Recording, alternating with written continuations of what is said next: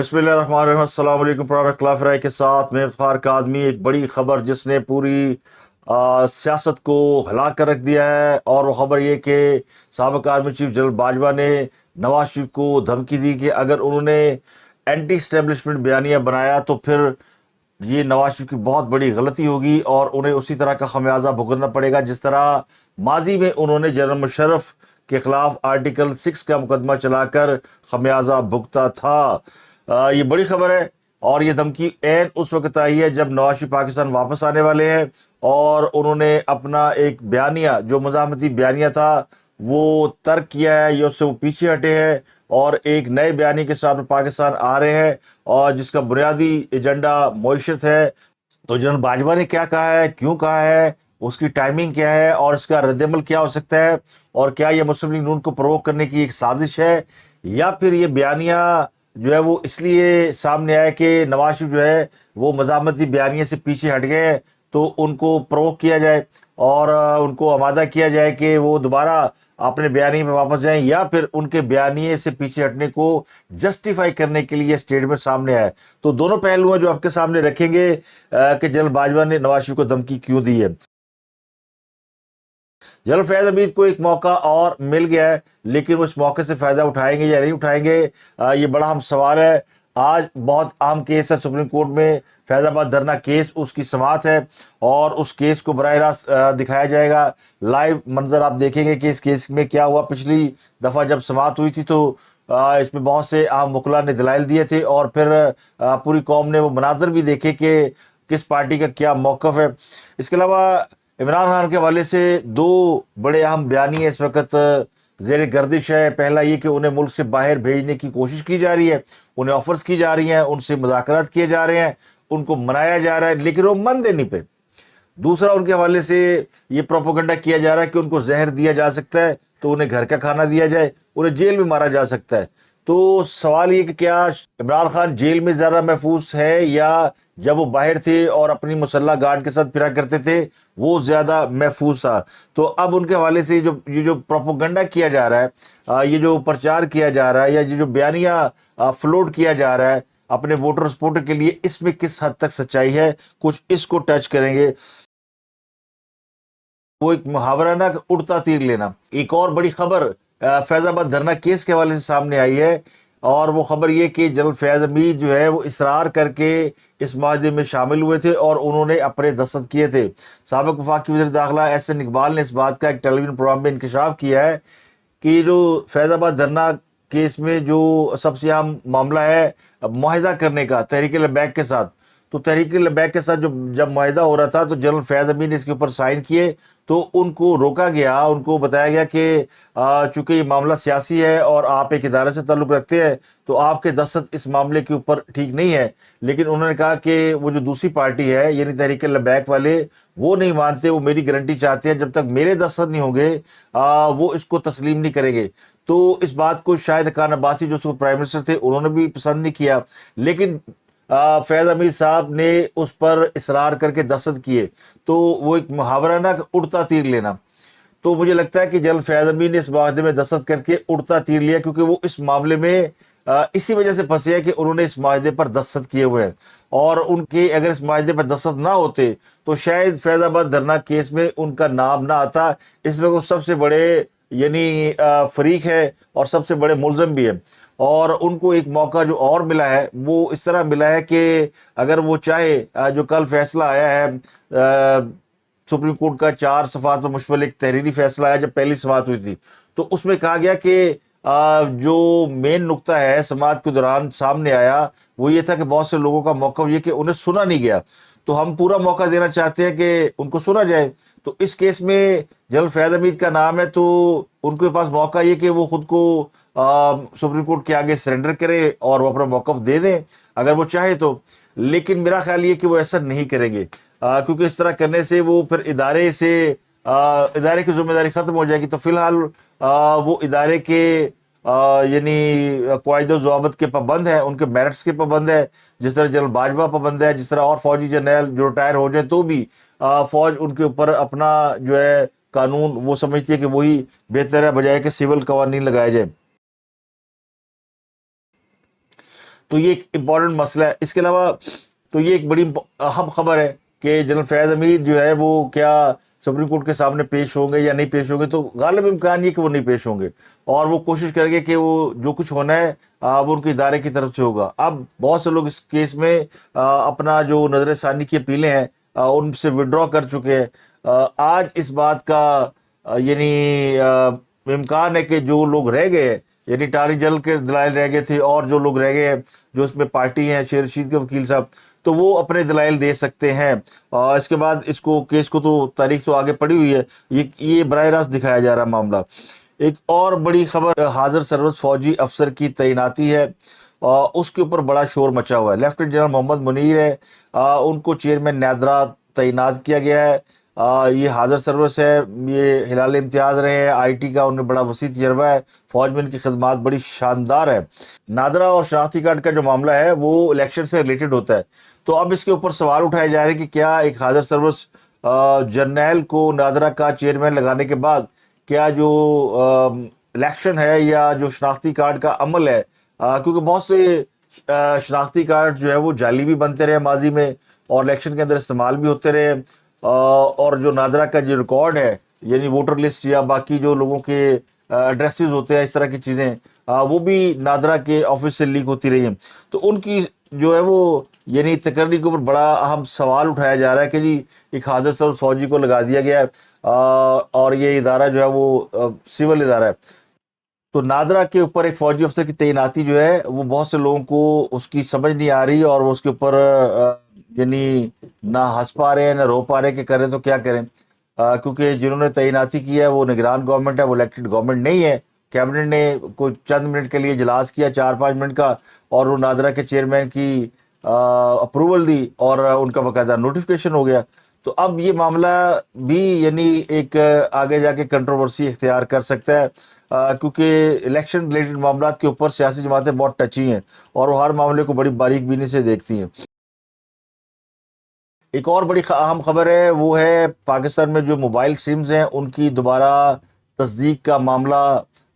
یعنی یہ معاملہ شروع ہوا ہے افغانیوں کی پاکستان سے بے دخلی کے حوالے سے, یعنی پاکستان میں جو غیر قانونی طور پر افغانی مقیم ہیں ان کا ریکارڈ چیک کرنے کے لیے یہ موبائل فون کے جو سمز ہیں ان کی دوبارہ ٹیسٹیشن کا معاملہ جو ہے یعنی اس کے حوالے سے خبریں مارکیٹ میں زیر گردش تھی کہ جی اب تمام لوگوں کے پاس جو سمیں ہیں ان کا ڈیٹا ریکارڈ چیک کیا جائے گا کہ کون سی سم کس کے نام پر ایڈریس کیا ہے. اس سے آپ کو بہت سے جو انلیگل مائیگرینٹس ہیں ان کے بارے میں پتہ چل جائے گا اور جو سمیں نامعلوم یعنی یا غلط ایڈریسز پر جاری ہوئی ہیں وہ بند ہو جائیں گی. تو اس سے ایک فائدہ تو یہ ہو سکتا تھا کہ جو پاکستان کے اندر جو غیر قانونی طور پر مقیم غیر ملکی ہیں جن میں افغان شہری بھی شامل ہیں وہ بڑی تعداد میں ان کا یعنی وہ سامنے آ سکتے تھے یا ان کا وہ آئیڈینٹیفائی ہو سکتے تھے, کیونکہ ابھی تک پورے پاکستان میں جو آپریشنز ہو رہے ہیں ان میں زیادہ تر لوگ وہ ہیں جو کہ جنہوں نے لوکل ڈاکومنٹس بنا لیے. اسلام آباد جیسے بڑے شہر میں بھی آپریشن کر کے صرف 800 افغانی پکڑے اور کراچی جو بھرا پڑا ہے ہب ہے وہاں سے بھی ابھی صرف چند 100 افغانی گرفتار ہوئے ہیں جو انلیگل طور پہ مقیم ہیں. تو اب معاملہ یہ کہ افغانی تو ہے پاکستان کے اندر اور وہ لیگل بھی نہیں ہے لیکن انہوں نے جعلی ڈاکومنٹس کے ذریعے پاکستان کے اندر جو ہے وہ یعنی اپنی شہریت یا اپنی موجودگی ثابت کر دی ہے. تو لیکن پی ٹی اے نے اس کی وضاحت کر دی ہے. پی ٹی اے کہتا ہے ہم کوئی موبائل فونوں کی تصدیق نہیں کر رہے. جو میڈیا کے اندر خبر زیر گردش ہے کہ موبائل فونوں کی دوبارہ تصدیق کا عمل شروع کیا جا رہا ہے تو یہ خبر درست نہیں ہے. اور پاکستان سمیت بالخصوص خیبر پختونخوا میں بھی پاسپورٹ پر ایک سم جاری کرنے کے حوالے سے بھی کوئی فیصلہ نہیں ہوا اور افغانستان میں رومنگ پر چلنے والی موبائل سمز پہلے ہی بلاک کی جا چکی ہیں. تو یہ میں نے آپ کو بتایا کہ یہ معاملہ ریلیٹڈ ہے افغانستان کے ساتھ اور سمز کا معاملہ, لیکن ابھی پی ٹی ایس کے اوپر کوئی وہ بتا رہے ہیں کہ ہم نے کوئی کام شروع نہیں کیا اور نہ کرنے کا ارادہ رکھتے. مولانا طارق جمیل کے بڑے قریبی دوست ہے اور ایک بڑی کمپنی کے مالک ہیں پاکستان کے اندر ٹائلز کا جو بزنس ہے گجرانوالہ میں اور بڑے مشہور آدمی ہیں. ان کو کل گرفتار کر لیا گیا. ان کے اوپر الزام یہ کہ انہوں نے اپنی 2 فیکٹریوں کا بجلی کا جو بل ہے وہ ادا نہیں کیا اور جو انہوں نے ادائیگی کی وہ جعلی اور بوگس چیک کے ذریعے کی. یہ 12 کروڑ 36 لاکھ روپے کا کے चेक्स थे, तो ये बिजली के डिफॉल्टर होने की वजह से पकड़े गए हैं शेख महमूद साहब। ये मास्टर टाइल के मालिक है और मास्टर टाइल पाकिस्तान के अंदर बड़ी मारूफ कंपनी है। ये वही शेख साहब है, इनके हवाले से दो बातें, बल्कि दो तीन बातें तो बड़ी मारूफ है। ये नॉन आदमी है। ये इन्होंने इल्ज़ाम लगाया था जब general Asim Munir core commander थे, तो इन्होंने ये शिकायत लगाई थी कि मुझसे जो है वो भत्ता मांगा गया है, मुझसे को 90 करोड़ रुपया मांगा गया है। और ये इमरान खान के भी बड़े करीबी दोस्त रहे हैं। तो इन्होंने जनरल फैज़ हमीद के कहने पर बकौल रावी, बकौल वाकफान हाल, ये मीडिया पे कोटेड है, रिपोर्टेड है कि जनरल फैज़ हमीद के कहने पर इन्होंने जनरल आसिम के खिलाफ एक एप्लीकेशन मूव की थी और ये दरख्वास्त उन्होंने प्राइम मिनिस्टर को भेजी थी। फिर 2020 में इन्होंने अपने बेटे की शादी की, बड़ी मारूफ शादी थी जिसमें करोड़ों रुपए का खर्चा हुआ था, बल्कि बाद लोग कहते हैं कि शायद इससे कहीं ज़्यादा ये बात अरबों तक चली गई थी। तकरीबन 1-1.5 अरब रुपया इस पर खर्च किया गया। कई करोड़ रुपए तो उन्होंने फनकारों को अदा किए थे। फिर मौलाना तारक जमील ने निकाह पढ़ाया था और मौलाना तारक जमील ने निकाह पढ़ाने का अच्छा खासा मुआवजा लिया था। ये बड़ी मशहूर यानी शादी है। तो वैसे तो लोग बड़े परेशान है कि ये जो हर 2 नंबर आदमी है मौलाना तारक जमील का दोस्त क्यों होता है, मौलाना तारक जमील का इससे कनेक्शन कैसे निकल आता है। आप देख ले बड़े बड़े लोगों के साथ जिनके ऊपर करप्शन के, फ्रॉड के इल्ज़ाम होते हैं, मौलाना तारक जमील वहाँ पाए जाते हैं और उनके लिए, उनकी बख्शिश के लिए भी दुआएं करते हैं, उनकी शादियाँ भी निपटा रहे होते हैं और वो नोन होते हैं, यानी वो रिपोर्टेड होते हैं। ये जो मौलाना तारक जमील के दोस्त हैं, ये जो पकड़े गए हैं शेख साहब, इनका चेक डिसऑनर हुआ तो इन्हें थाना कामुकी में इनके खिलाफ FIR दर्ज थी, तो इनको रेड करके गिरफ्तार किया गया। 2 फैक्ट्रियों के नादहिंदा है। वैसे जो रकम है 12-13 करोड़ रुपए, ये उनके लिए पीनट है। वो कई अरब के मालिक है और किसी ज़माने में चेक किसी ने इन्होंने दे दिए होंगे और फिर भूल गए होंगे कि किन्हें पढ़ना सानू, असली इमरान खान दे यार तारक जमील का दोस्त था। लेकिन अब ये काबू आ गया क्योंकि अब बड़ी सख्ती हुई है और रोज़ाना की बुनियाद पे मॉनिटरिंग हो रही है कि जो बिजली चोरी के केसेस हैं उनकी और जो डिफ़ॉल्टर हैं और उनसे रिकवरी के लिए ये बहुत सख्त यानी इसके ऊपर एक्शन लिया जा रहा है। तो जनाब एक छोटी सी खबर थी, मैंने कहा ये आपके साथ शेयर कर लें। मौलाना तारक जमील का नाम आया तो खबर की अहमियत बढ़ गई और फिर आर्मी चीफ का नाम शामिल हुआ तो जाहिर है कि ये कोई बंदा मामूली बंदा नहीं है। शक्ल इसकी बड़ी ज़बरदस्त है, ये शक्ल से बड़े शरीफ आदमी लगते हैं। बाकी अल्लाह ही जाने। लेकिन ये जो चेक डिसऑनर का मामला, ये पीनट है उनके लिए। अगर पकड़ना है तो पापा जॉन्स वाले को पकड़ना चाहिए जिनके बारे में कल बहुत बड़ा वाज़ेह स्टेटमेंट आर्मी चीफ ने दिया कि ये जो स्मगलिंग में मुलव्वस है इनके कोर्ट मार्शल होंगे। फौजी अफसर, सिविलियन के बारे में इन्होंने कहा, फौजी अफसरान के बारे में कि अगर इदारे के लोग इन्वॉल्व हैं तो मेरा ख्याल है इसका आगाज़ जो माजी से करना चाहिए कि जितने भी जो है वो आला अफसरान रहे हैं कोयटा के अंदर, खासकर सदरन कमांड के ऊपर, उन सब के एसेट्स ज़रूर चेक करने चाहिए कि जब वो वहाँ पे तैनात थे तो उनके एसेट्स क्या थे और बाद में जब वहाँ से गए तो उनके एसेट्स क्या थे। अगर वो जनरल आसिम जो है वो 99 कंपनियों के मालिक बन सकते हैं, पिज़्ज़ा कंपनियों के, और उनकी चेन है पूरी दुनिया के अंदर और वो अरब खरबपति हो गए, तो ये पैसा उन्होंने जो इन्वेस्ट किया, ये पैसा उनके पास कहाँ से आया था? फ़ौज की मुलाजमत से तो नहीं आया था। तो बहरहाल इनकी इन्वेस्टिगेशन ज़रूर होनी चाहिए। उनके ऊपर बड़े संगीन इल्ज़ाम है और फ़ौज को इसके ऊपर ज़रूर देखना चाहिए कि उनके जिन लोगों पे करप्शन के इल्ज़ाम लगे हैं, अगर वो उनके खिलाफ कार्रवाई नहीं करेंगे तो इससे इदारा बदनाम होता है। अगर आप इसको सियासी पार्टियों से रिलेट करें तो मैं आपको बता सकता हूँ कि 2013 का इलेक्शन था, वो पीपल्स पार्टी इसलिए हारी थी कि पीपल्स पार्टी के दौर में जो करप्शन हो रही थी उन्होंने उसके ऊपर एक्शन नहीं लिया था, तो लोग पसंद नहीं करते। आपको याद होगा कि उस वक्त जरदारी साहब को लोग जो है वो हर चीज़ का ज़िम्मेदार समझते थे और करप्शन का बहुत ज़्यादा ज़िम्मेदार समझते थे। तो उन्होंने इसको इग्नोर किया। हालांकि पीपल्स पार्टी के दौर में इतनी करप्शन नहीं हुई, लेकिन उन्होंने इसको इग्नोर किया।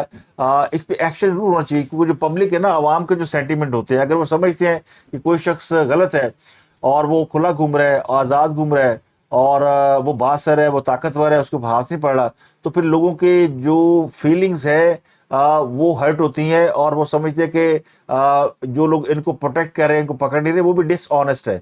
तो यहाँ ऑनेस्टी और डिसऑनेस्टी का फैक्टर है।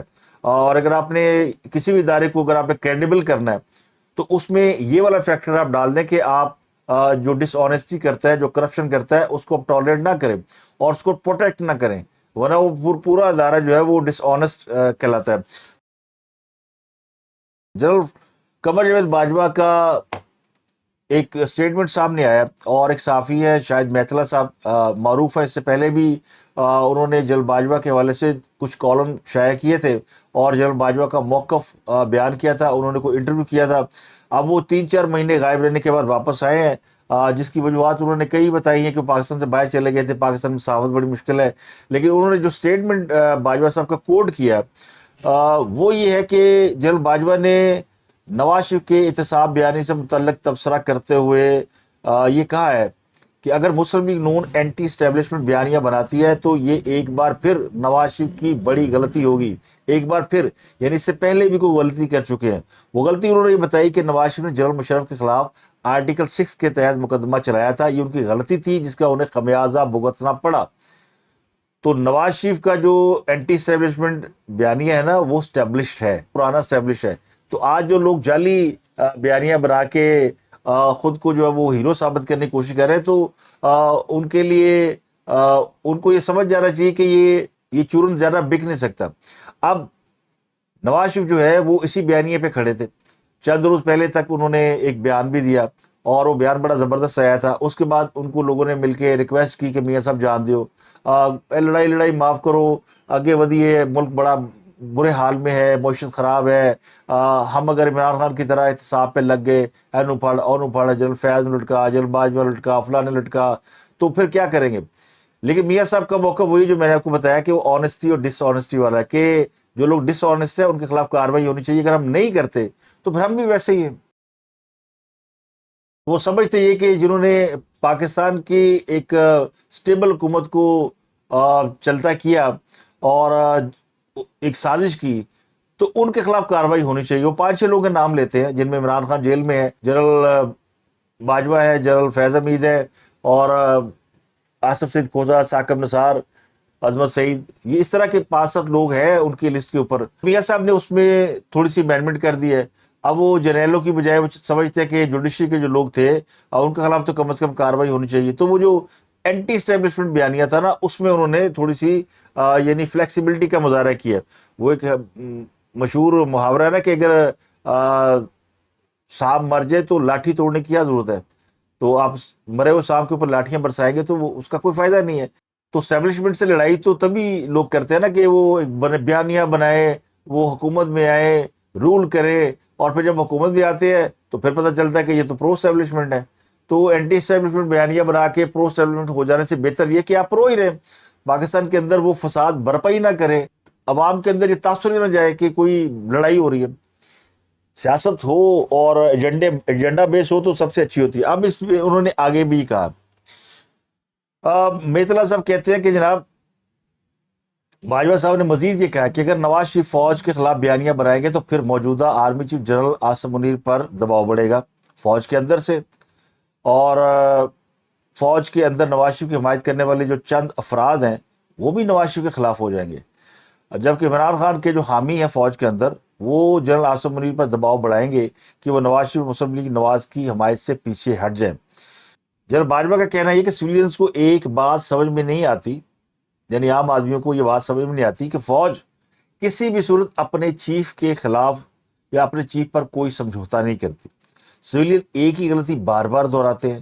سویلین کو یہ بات اب تک سمجھ جانی چاہیے کہ فوج اپنے سابق سربراہ پر کسی قسم کی تنقید برداشت نہیں کرتی۔